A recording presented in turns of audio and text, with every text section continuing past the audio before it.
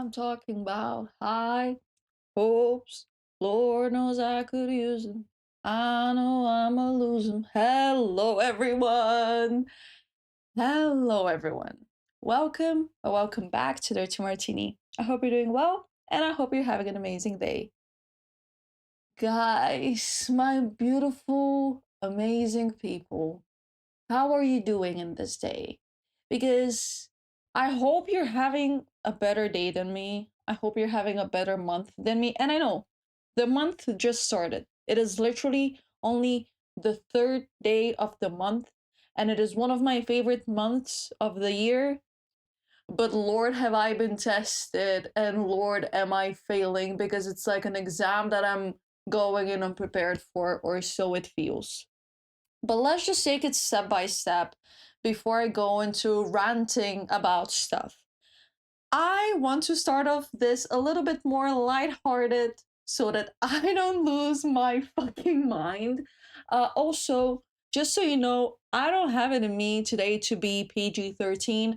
I don't have it in me to look after every single word I say. So if you're bothered by swearing, you're bothered by swearing, I don't know, like I know, like, oh, an intellectual person, like an intelligent person should be able to express themselves without swearing. Fuck this shit. Fuck this shit. I just, there is something, even though I don't have necessarily an emotional connection to the English language and don't really perceive the severity of the word fuck. Although, like, if you're Bulgarian, if you're Balkan, you know how to swear. It is in your DNA. You do it colorfully, you do it interestingly, you do it uh, in a new and exciting way every single time. So, yes, I may not really know and feel the weight that these swear words carry, but sometimes they're the only way I can express my frustration and my anger, because I am not a man and I don't want to hit stuff or hit people. And I just really want to go outside in the pond and scream and then jump and then just cry until like the lake overflows. But because I cannot do that, I created Dirty Martini. And you have the privilege of hearing me rant day in, day out, week in, week out, year in, year out. And I think that's beautiful. I absolutely think that's beautiful. Um, but before we go into the reason of me wanting to rant, I just want to address something that maybe some of you might notice throughout the episode. Yes, my lip is swollen. No, I did not get fillers. I actually am pretty happy with the way my lips look. I think my lips are quite big and like I love them. My lips are one of my favorite things on my body. But the reason they're swollen is because I ate shit today. So basically, I don't know if you can see it. Uh Also, like, yes, I am coming into your personal space right now, and yes, we're becoming more like closer than we've ever been, but space is just a word made up by someone who's afraid to get close. I just hit the microphone. Also, maybe I should, like, whatever. So I don't know if you see this. I also have it on my upper lip, but it's quite smaller there, so it's not really visible. So today I went for a run, and no, this doesn't have to do with the run. I didn't eat dirt throughout my run. This is not subtle foreshadowing or whatever. I actually had a really nice run, which is surprising considering my knee, but also whose knee hurts during summer. She said after there's literally pouring rain outside right now, and I should probably close the window because maybe the microphone could pick it up, but the microphone is not supposed to be able to pick it up because, like, hello, I spent a lot of money on it. Me putting in like being like it's supposed to fix everything about my life because I spend money on it. That's just not how it works. But I'm putting trust in my microphone that it's not going to pick up the pouring rain, and even if it does, who doesn't love the sound of pouring rain? So if it does, you're welcome, and if it doesn't, shout out to my microphone. So I went for a run. That was one of the nice runs I've had because like my knee didn't hurt. My knee is basically at this point like I don't even need to wake up and check the weather forecast because if my knee hurts, that means it's humid and that means it's cold. If my knee doesn't hurt, that means it's going to be a sunny, warm day. And I think that's beautiful to say as a 24-year-old woman. And I think it's just exceptional how both my lower back and my knee are now just very precise and never mistaken weather forecasters. And I think that that's just like, yeah, I know sometimes I don't know how to dress for the weather. Well, now I can ask my joints, which amazing. Anyways, so I went running. It didn't hurt, and I was like, oh my god, I'm really like feeling it today. And I ran the fastest I have run this year, which doesn't say a lot considering that I've not been able to run a lot this year because of my knee. Um, and basically I was like really feeling it. I was running fast, and because it was warm and humid, I was sweaty as shit. Like I was sweaty as balls. And I went home, and because I was like, you know what, let me just do some upper body, and I started doing push-ups. Now if you know me, you may know that I have a weirdly strong upper body. Ever since I can remember, ever since I was a child, I mean, I'm no longer able to do pull ups, but when I was a child, I was able to do many pull ups at a time without even like further like prior experience or prior practice, without really putting a lot of effort into strengthening my shoulders or my biceps or just my upper body. I've always had a really strong core, which is something even my gymnastic coaches would continuously point out about me, that my core is weirdly strong. Um, but my upper body, that like sometimes is quite surprising. And yes, I cannot bench press, but I can do push-ups. I can do a lot of push-ups, and I can do many different types of push-ups, meaning also I can do spider push-ups, which are my favorite way to flex on bitches. Because like, and by bitches, I don't mean women. And if you think I'll call women bitches, do you even know who you're talking with? Anyways, so because I know that they're quite impressive and whatever. So I just love doing weird types of push-ups after because also my wrist hurt. What is at this stage a part of my body that doesn't hurt? I don't know. I really don't know. So I today was like, you know what? Let me actually film myself while doing the push-ups. Also to check my form, but also to flex on bitches. And I'm doing like regular push-ups. Then I proceed to do, and mind you, I am blasting some music. I think I was blasting Beyonce. And like, so I do regular push-ups. Then I do spider push-ups. And I'm like, oh, you know what? I'm feeling myself. Let me just do clapping push-ups, which is something I have never been unable to do. As far as I can remember, for as long as I can remember, I've always been able to do clapping push-ups. And basically it's a push-up where you push yourself to a jump, you clap, and then you land in a push-up then again, and then you repeat that. And I do this, mind you, sweaty as balls. And normally I do my push-ups on my mat, on my yoga mat, which I don't have the best yoga mat. I bought it. I remember I bought my mat in Bulgaria when I moved here. I brought it from Bulgaria. I folded it like a book, not like a roll, and put it in my suitcase. Why did I do that? I don't know, but whatever. And it's not the best quality mat, and I just never bought a new one. So I keep using that one, even though it's slippery. And if there's one thing a yoga mat should be, it is not slippery. But whatever. So mine is quite slippery and whatever. And this time around, I just did not use the mat. I was like, oh, I'll just do like a few push-ups. I'll just do like 3 rounds maybe, and then I'll just go shower so I don't feel like, rolling out my yoga mat, because like that's just so much effort and whatever. And I just do the push-ups, and I am like facing the floor or whatever. Obviously, like if I do a push-up, what am I supposed to face? The ceiling? And I do the clap push-up. Mind you, my phone is literally where you guys are. So like you can see my face. And I do the push-up, I do the clap, and then I go to this to be able to put my hands back in a push-up. And because of the sweat, because like I mentioned, I was sweaty as balls because of my run. So I guess everything is connected, and that was my butterfly effect. My hands just slip and I eat dirt. I eat my floor. And the thing is, I am someone who's broken her lip surprisingly many times throughout my life.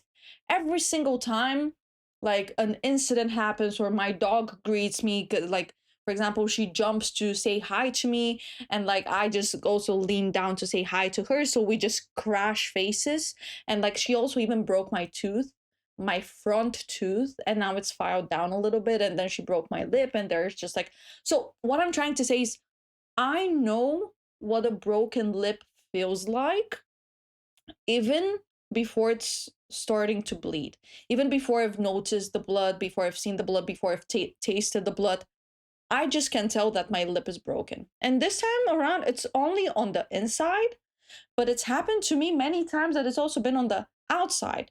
And on the outside, it bleeds like a bitch. There's just something about your eyebrows and your lips that they're so uh bleedy. I don't know if that's a word. That's a word from now. Come on, Martina 2026.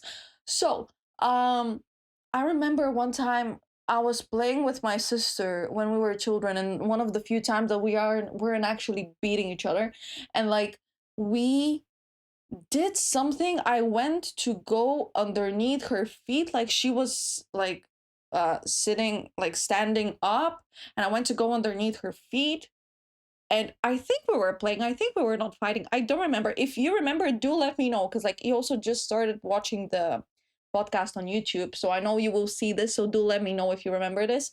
It was before we went to our godparents, and I just remember falling, breaking my lip, and being covered in blood. And I just remember my parents putting ice on me, and me just walking around with a swollen, bleeding lip for quite a bit. But hey, that's just a regular Signy Zagovezni, I guess. So yes, I the problem is that normally when my lip breaks, be it with my dog, be it like with my sister or whatever, like at a basketball game in high school, there's maybe witnesses, but there's never any evidence. And now I am literally in possession of a video, because you know how I told you I was recording to be able to track my form? Like, you can literally in the video see me face becomes one with the floor, and I just look up terrified, and I'm like, oh shit. And then you just see the blood starting. And the world is never to see that video of me. I'm not going to delete that video of myself because I think it's absolutely hilarious. I could not stop laughing afterwards, after I checked my teeth and realized that they're there and there's no chipping involved. But that's hilarious. Come on, because I was like really feeling myself, and I was like, oh, you know what? Let me try this one out. Like, let's mix all the push-ups I can do and like flex on bitches. And then I was flexed upon. And if that does not sum up my June up until now, I don't know what does. I really don't know what does. Because you know what else happened? So, you know how it was, I believe, 2 weeks ago. I told you I am starting a sourdough journey because I really am going through a lot right now, and I just want to explore different hobbies and just do manual labor so that I don't just like off myself. and I just have somewhere to vent and something to put my energy towards so that I don't just like crash out completely. And you know how I told you, oh, like sourdough cannot be that hard, and like it's going to be totally fine. If men can do it, I can do it. And like I refuse to let a little bit of flour and a little bit of water scare me, which is very fair. And I approach this with such confidence. But then, because I'm going through such a rough patch right now, I just gave up on the sourdough. Um, and I would feed it every once in a while. I would feed it every few days. Some days I would feed it twice because I'm like, did I even feed it? I was not really sticking to the rules of sourdough. And I was talking to my housemate the other day, and we're talking, and she's in the kitchen. She's looking at something, and she's a person who has experience with sourdough. She, according, like, as she expresses it herself, she was a mother of a sourdough starter for a year and a half. And she was like, no, I really think like you're quite underestimating how difficult it is. But I'm like, oh girl, please come on. Because like I already baked sourdough focaccia with my Discord, and I made uh, cinnamon roll focaccia with my Discord, and it turned out amazingly. So I was like, why are people gatekeeping how easy sourdough is? Why are you fear mongering me with how easy sourdough actually is? Like, why are you trying to convince me otherwise? And we're talking, and now, roll back the tape from 2 weeks ago when I said, I just want future me to edit this with the sourdough um like result because I refuse to be scared, and like I just refuse to believe that it's difficult, yada yada yada yada. So here's me 2 weeks later reporting that my sourdough starter was full of worms. Um and I don't mean like one or two worms. I mean, hundreds of worms. Sure, they were small ones. They were a millimeter or two or three long, and they were very skinny. They were like the Bella Hadid of worms. They were like, oh, where's your waist, girl? But they were worms nonetheless. And the thing is, I did not bake anything with a sourdough starter. Don't worry. Because I only baked with the sourdough discard, but this I only baked with after the third or fourth day when I was still grinding on that sourdough and I was like very consistent with feeding it. And then after I just baked the cinnamon roll focaccia, I was like, oh, I give up. And I stopped feeding it. And I noticed that there were a few flies in the kitchen, but I was like, oh, it's okay. Because, like, just it's summer now. So we're just opening the balcony to let fresh air come inside and, like, whatever. No, babe. I literally started an ecosystem. And unfortunately, I forgot to film it before I threw it away because obviously I threw it away. The jar as well. I threw away the Discord and the sourdough. There's no traces. Every surface that it touched has been disinfected. The cloths which I cleaned it with have been washed at a very high temperature, and then it was cleaned again with a disposable paper towel. So it's clean. There's no worm eggs. But can I just say that I find this fascinating? Because I always wonder, how do fruit flies come to be? And sure, maybe some of you out here have an idea. Maybe actually some of you maybe actually know. Maybe some of you are actually educated. I am not. Because maybe it's like some combination of bacteria and it's just like this is how life creates itself. For me, they just appear out of thin air. But apparently they can also appear out of your sourdough starter if you leave it up to faith to fix.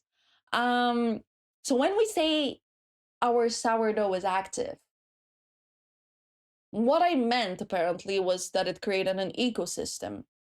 And I find this fascinating, and I am honestly quite proud of myself because I think it requires some skill to fuck up that badly.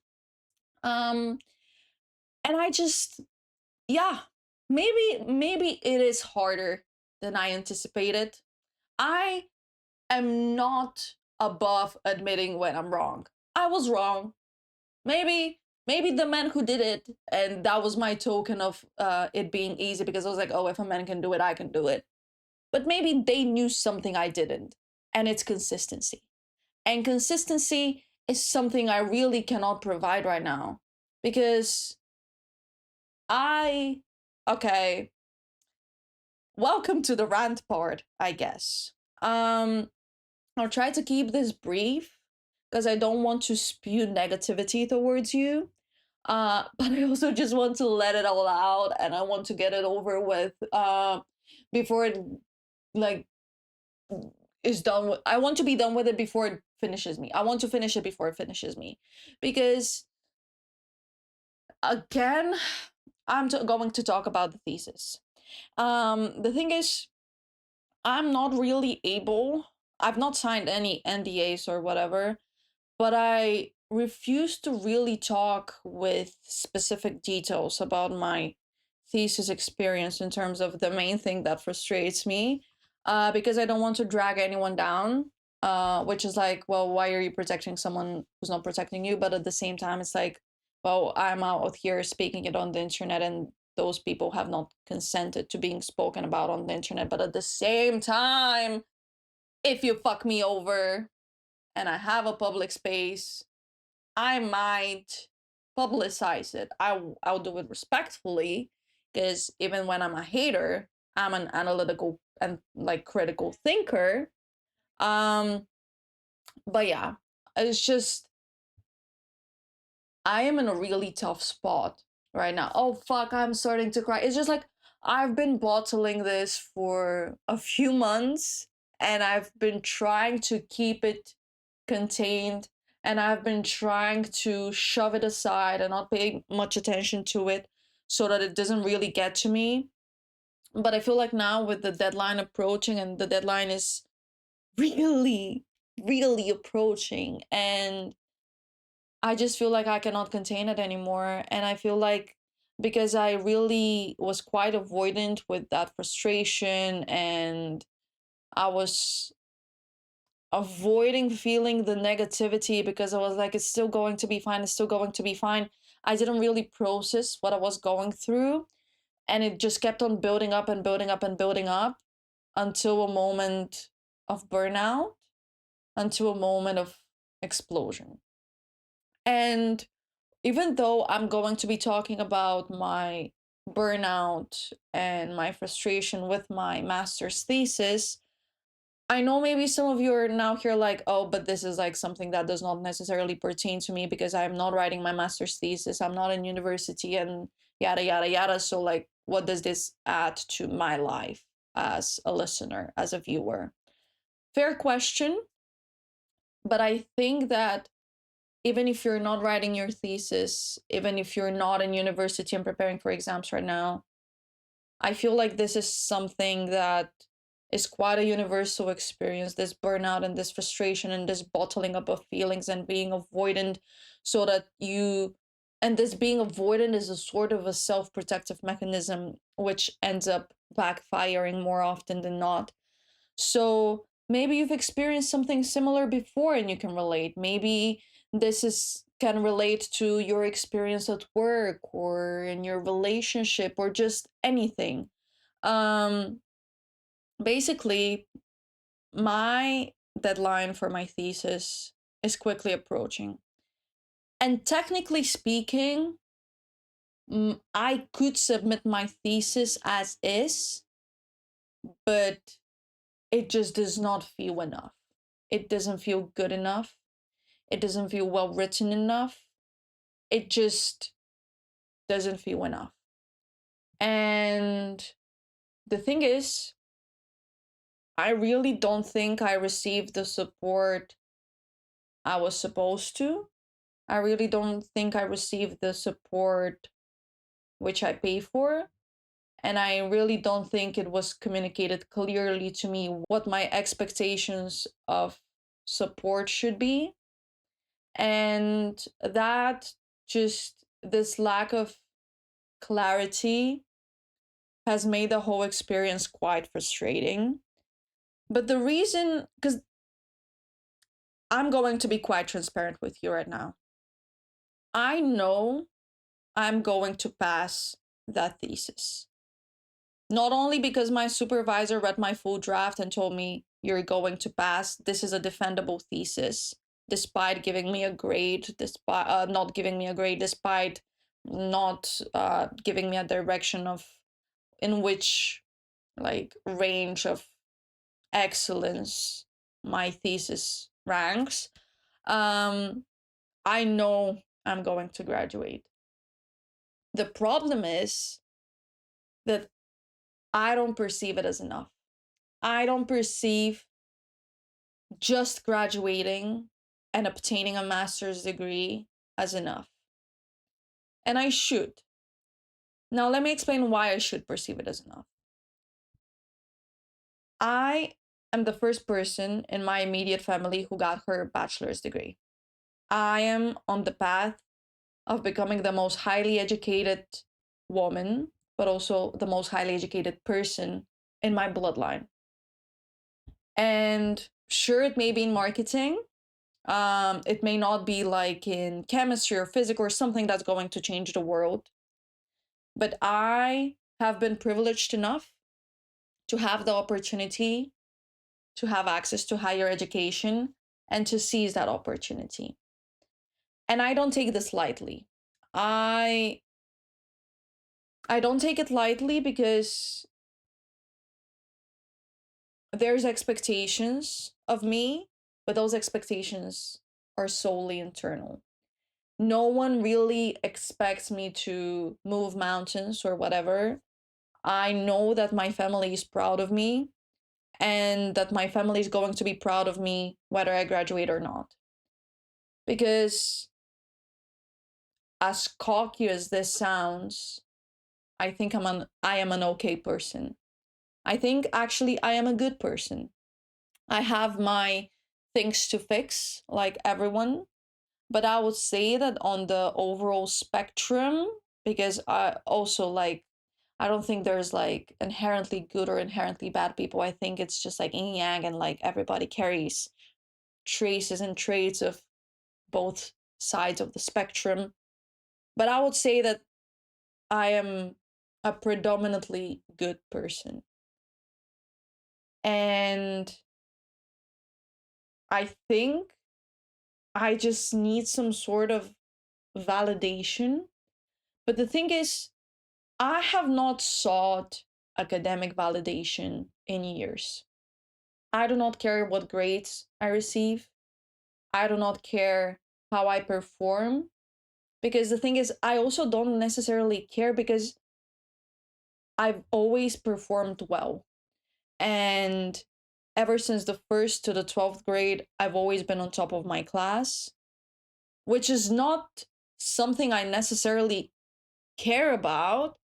Um, but I think throughout the years, it has nurtured um, perfectionism and it has nurtured expectations that I'm always going to be on top of my class. And now the thing is, now I'm not striving to be on top of my class. Why I perceive it as me graduating is not enough, even though it's such a milestone and it's a precedent in my family and it's just me really being the it girl. The reason I don't perceive it as enough at this stage of my life is because I have the opportunity to graduate cum laude. What is cum laude? For those of you who may not know, this is basically a distinction that is given to people who have performed excellently throughout their education in terms of grades. There's summa cum laude, which is even higher. I don't have those ambitions. But me being the ambitious person I am, and actually, I did not set out to start this master with the intention to graduate cum laude. I did not even know what cum laude is until a few months ago. But basically, in the Netherlands, the grading system varies from 1 as lowest grade and 10 as highest. 10 is very, like, nearly impossible to achieve. I've received, I believe, only 110, and that was just something my mind could not comprehend, because the second you enter university, I don't know how it is in high school, middle school, and elementary school or whatever, because I got that education in Bulgaria. But the first thing they told us when we entered university in my bachelor's was, let go of this idea that you're going to get a 10. No one ever gets a 10. That is impossible. And it really is, in ways. It's so difficult to obtain, so incredibly difficult, especially, for example, in my bachelor, my exams were essay questions based, so there's quite a lot of subjectivity also in the way you construct your argument and whatever. But if, like, in hard sciences like math and statistics and just stuff that follows formula, I would imagine that it's a bit more attainable, though still very difficult. But whatever. So summa cum laude is for people who get 9 and above. Cum laude is for people who get an 8 and above. And the thing is, I am on the path of getting a cum laude. I did not set out to get a cum laude. I don't care what my grades are. But the reason I care about this distinction is, I think it's because it's tied with me being a president by becoming the most highly educated person in my bloodline. Because I am the first person in my family who left their country that young by herself. I managed to build a life for myself. I managed to sustain myself. I managed to integrate myself to the best of my abilities. I managed to start an education and finish that education without any delays. And then I continued to another education. Again, abroad. Sure, maybe in the same abroad, but still abroad. And this is something I really don't take lightly. I recognize what a privilege it is. And I'm not saying this makes me better than anyone. It really doesn't.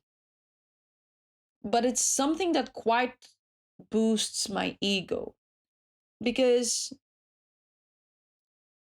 I really don't like sounding cocky, but I know how difficult it is to pack your life in a suitcase, go somewhere you've never been before, in a country that you don't even speak the language of, go there by yourself without any social support, in terms of you don't have any friends, you don't know anyone in this country, to travel by yourself. So I know how difficult it is to be the one to move and the one to stay. And I just think it's going to be extremely poetic if I manage to achieve the conclusion of this chapter of my life with a cum laude, because of what the cum laude signifies in that context, rather than what it means in practicality of me getting an 8 or a higher grade. Because I just really want to prove to myself that I really succeeded. And of course, perception of success is extremely subjective, extremely context dependent. But I want to prove to myself that I successfully achieved what I came here in this country for, which is to get my education. And the problem is, I really have been stressing out because of this cum laude. And it's really made me, surprisingly, instead of motivated to do better, be better, write every day my thesis, make every single comma, every single word, every single syllable perfect, instead of making me motivated to be better, do better, to go bigger, it's actually deprived me of the joy of learning. It's caused immense stress, and it's just made the overall experience unpleasant ever since I realized a few months ago that I am on the path of earning cum laude. Now, the thing is, it's also mixed with a lot of other frustration surrounding my thesis, which I really don't want to go into because I just don't think that's going to be professional. It's mixed also with the burnout from the academic year, which is normal, I would say, to experience around the summer, around the end of the academic year, because you've been going and going and going for months nonstop. And now it's the final step. It's the final, you're nearly at the finish line, but you just don't have it in you to push. You know you will, but it's not deliberate. It's more inertia that keeps you going rather than motivation to learn, motivation to go, because I'm just exhausted. I really am exhausted. I've not been going at this for 10 months, which is how long the master's program lasts. I've been going at this for 17 years nonstop. And I am just tired. I really am tired, and I'm tired of my perfectionism, and I really want to let it go. And the thing is, when I think about it, in the grand scheme of stuff, when I look at, hopefully, I am blessed enough, privileged enough to live a long life, long, healthy, happy life, if God wishes. If that is the case, my thesis, my master's thesis, is so incredibly minuscule and so incredibly not important, especially when we're considering the fact that I do not want to, at this stage of my life, I think at least, I do not want to pursue a career in academia, and I do not want to do a PhD. And I guess what matters more is that I get that degree rather than what grade is stated on that degree. Because let's be for real, no one cares. Your employer is not going to show a preference towards you because you have a cum laude than a regular diploma. And it does not change the value of you as a person. Sure, you may gain bragging rights and it may boost your ego, but I just really am not enjoying this stage in which ego is in the driving seat. I really am just not enjoying being driven by the motivation to boast, by this, I want to say unachievable, but still achievable pursuit of an ego boost. Because whether my ego is boosted or not by having a cum laude or summa cum laude, it does not matter. It does not change what I bring to the table. And in the grand scheme of life, whether I get an 8 or I get a 7 or I get a 5.5, which is the minimum passing grade, that is not going to change me as a human being. And I know this, I recognize this, but I still have this idea of wanting to achieve this. And I don't get me wrong, I don't think ambition is wrong. I think ambition is beautiful. I think we should always strive to achieve the unachievable, because there's no such thing as unachievable if it exists. If this distinction exists, that means it's achievable. So I'm not trying to be like, oh, if you're seeking academic validation, it does not matter. It does not matter for me. And it's not mattered in so long, which is why I hate the fact that I'm giving it so much importance now. Because whether I get cum laude, whether I get summa cum laude, or whether I get a regular degree, or whether I'm unable to get a degree, does not change who I am at my core. It does not change whether I'm good or bad. It does not make me more lovable. It does not make me someone more worthy of appreciation, of respect, of pride. It literally does not. And I want to perceive myself as more than the level at which I perform.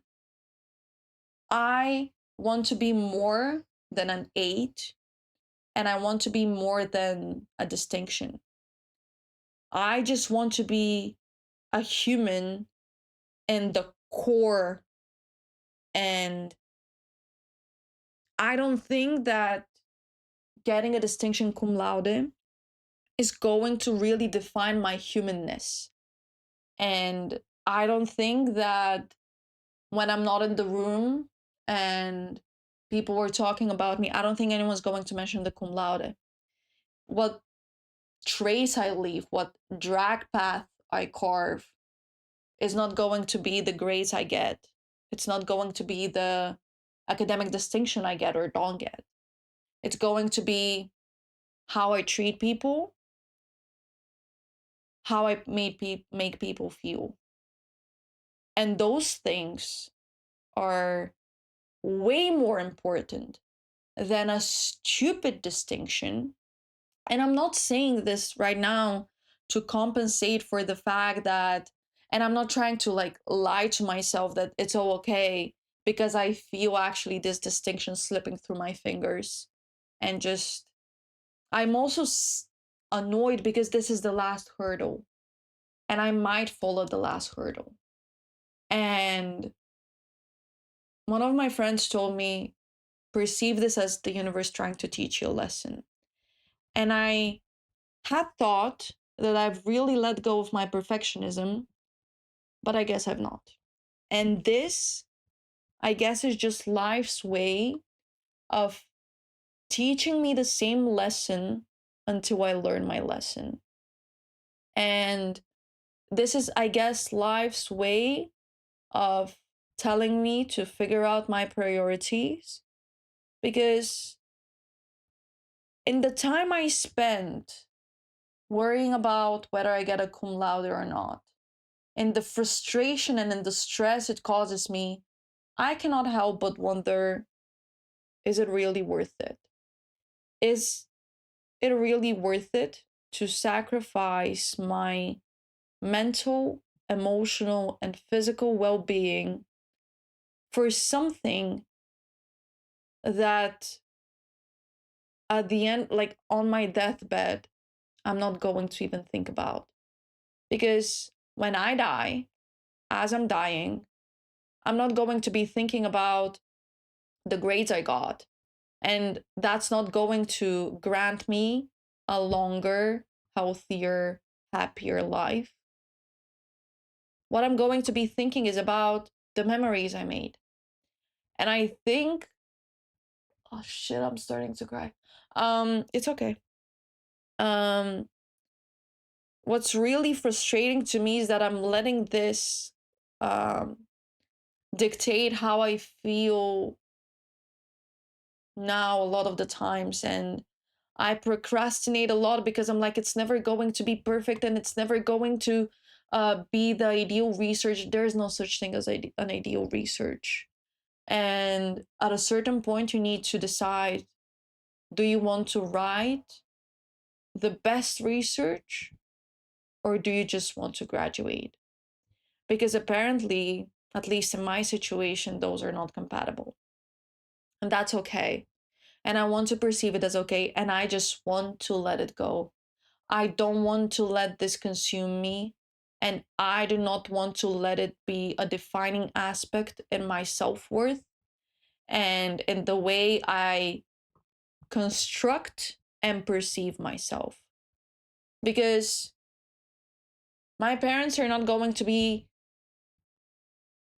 more proud of me because I get a cum laude or not.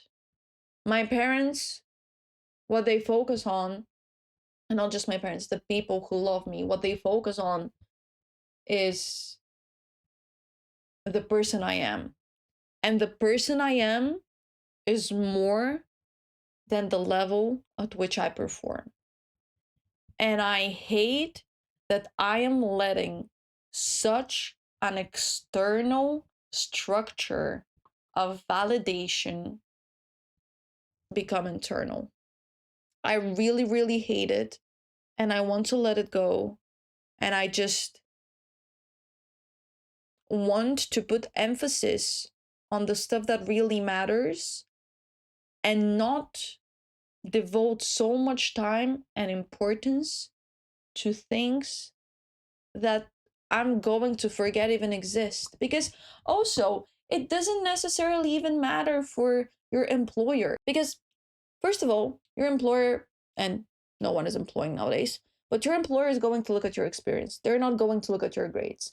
And I remember I strived so much to achieve a high grade for my high school diploma. And I did. I did. I graduated on top of my class. Ask me how much I graduated with. I don't remember. I really don't remember. Ask me where my diploma is. I don't know.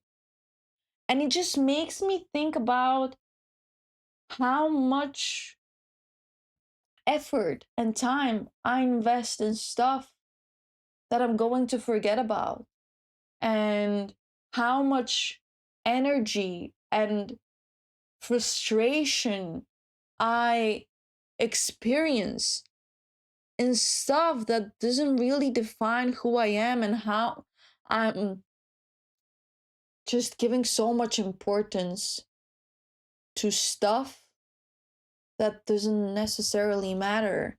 And don't get me wrong, I think it's an amazing thing to get that distinction. I think it's um, an achievement for sure. But I do not want to give it the power to define my experience, which is something I have been doing. I really, now with the thesis and with my last exam, which is going to be a shit exam, and I do not look forward to it, I'm really just not having fun at the moment, which really, really sucks because this is the concluding chapter of this book of me, my entire conscious life as a student. And it is the conclusion. And I'm so incredibly sad that this conclusion is leaving a bad aftertaste. Because, yes, I know I complained a lot about the masters throughout the year and about the pre-master, and like I keep complaining and complaining and complaining. I don't know if it's now just nostalgia, just making me look at stuff through a different lens, but I did overall enjoy the masters. I did enjoy what I learned. I enjoyed studying because I found what I studied very interesting. And I think a lot of the enjoyment is attributed to me also taking breaks, and restructuring my way of being and my lifestyle to one that's more sustainable and one that also prioritizes rest, which is something I had never done. And I think I would have really benefited from that in The Bachelor, because it prevented a lot of burnout. because I still was burnt out, but not to the extent to which I normally am during the academic year. So one cannot help but wonder, why am I even considering doing a second master's and PhD? Is it just inertia? Or is it fear of the unknown? Is it actual motivation to pursue another degree? It's not the third one. And because I enjoyed it, I enjoyed learning so much. That's why I feel so saddened at this concluding stage. Not because it's ending. I feel saddened because I'm not having a nice experience. I feel saddened that it's just my bachelor thesis repeating itself. And I just feel like so clueless and lost. And I just want it to be over. And it really pains me to want this to be over when I really enjoyed it. But I'm so tired. I really am so tired. And I just want to rest. And I want to rest without feeling guilt that I'm not working. And I want to rest without feeling guilt that I'm not studying. And I'm really crashing out. And I think I just, even if I don't get the cum laude, which I don't want to manifest, but like I want to be okay with that possibility. I do not want to let that take away from my experience, because I've been giving it too much of my energy in the past month, to the point that it plagued my mind, poisoned my brain, poisoned my heart, poisoned everything. And it made me procrastinate, and it made me, and the thing is, I am not known for procrastinating. I've always been excellent at time management, and I've never slacked. And it just, is it really worth it if it's going to cost you who you are? If it's going to change your way of being, your way of doing, is it really worth it if the price is your well-being? I have an idea that it's maybe not worth it. And I guess this is just a reminder that I need to let go of my perfectionism, and I need to because I have been accused of being too ambitious, which I don't think it's wrong. I really don't think, again, I don't think ambition is wrong, but I think perfectionism is. And I think if I had left space for me to be real, for me to fuck up, and for me to embrace the fuck up, it would have been different. And I wouldn't be making this episode right now, and I would be talking about something else. But I didn't.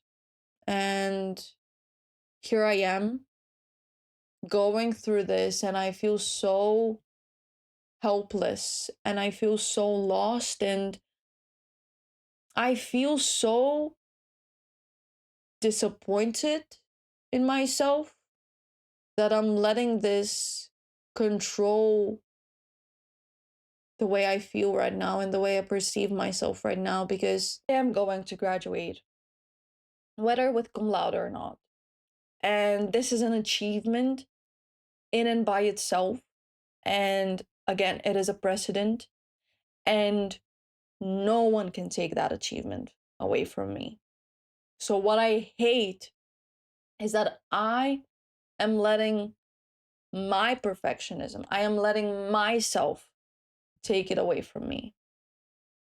And I hate that. I really do. And I really just wanted to share that, because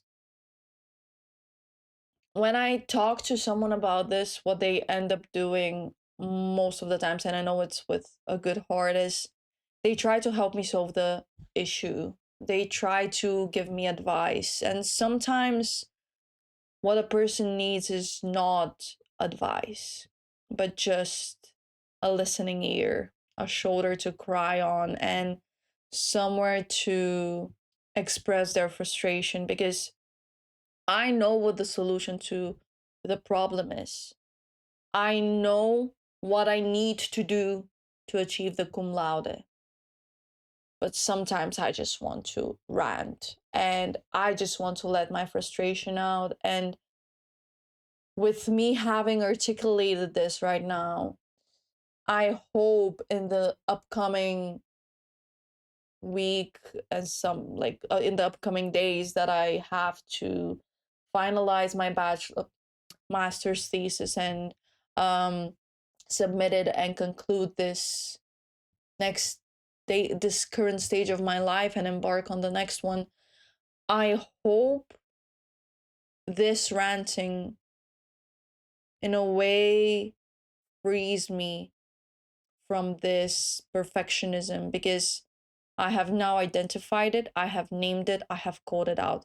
See it, say it, sort it. And by point, like now talking about this, I'm even embarrassed to talk about this, because I'm like, Jesus Christ, this is so minuscule, and why are you spending so much time and effort, and why are you bothering people with this?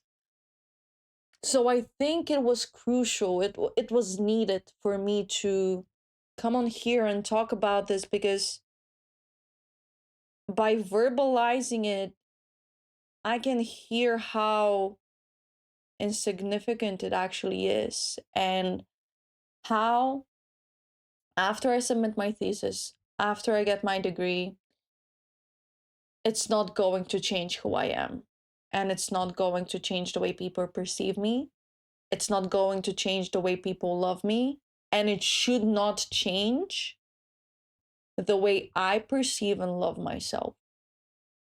Because I'm still me, whether I get that distinction or not. So it's so minuscule to the point that I'm embarrassed to talk about this right now. And I'm like, Jesus Christ, you sound like such a brat.